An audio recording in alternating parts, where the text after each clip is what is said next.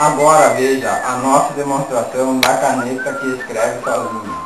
Ela é movida por pensamentos. Para você que não gosta de escrever, venha correndo adquirir o mais novo lançamento da empresa MTV Junior.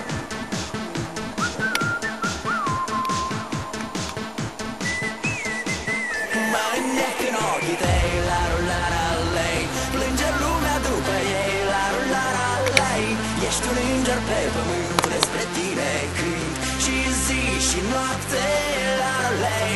Mă înnec în ochii tăi, la-la-la-lei.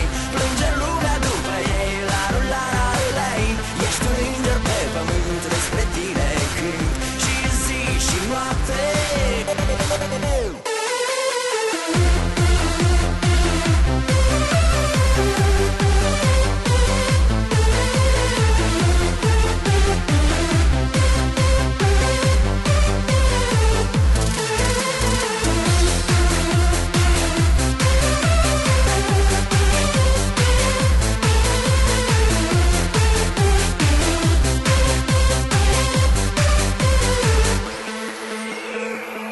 Mă trezesc cu tine în gând, despre tine vreau să cânt melodia mea de dor, care place tuturor. Nu răspunzi la SMS, eu îți scriu atât de des. Poate m-am purtat urât, dar să știi că te-am iubit. Mă înnec în ochii tăi, la-la-la-lei. Plânge lumea după ei, la-la-la-lei. Ești un înger pe pământ despre tine cânt și zi și noapte, la-la-lei. Mă înnec în ochii tăi, la-la-la-lei. Plânge lumea după ei, la-la-la-lei.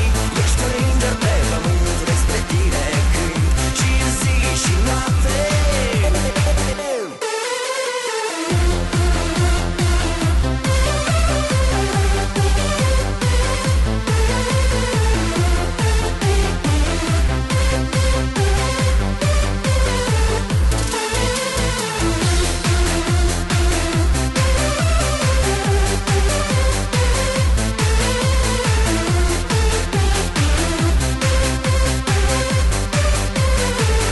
Dacă mergi cu mine în vis, am să te învăț să râzi și-am să-ți cânt până în zor cântecelul meu de dor.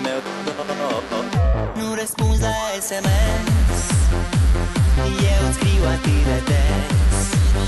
Poate m-am purtat urât, dar să știi că te-am